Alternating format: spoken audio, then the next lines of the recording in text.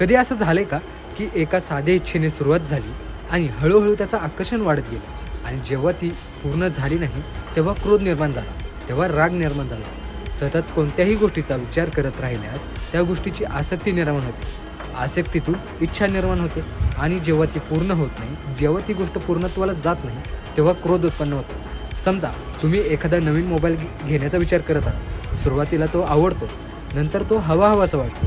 जर तो मिळाला नाही तर चिडचिड सुरू होते. हीच मोहाची साखळी आहे. रावणाने सीतामातेला पाहिलं आणि तिला मिळवण्याची आसक्ती त्याच्या मनात निर्माण झाली.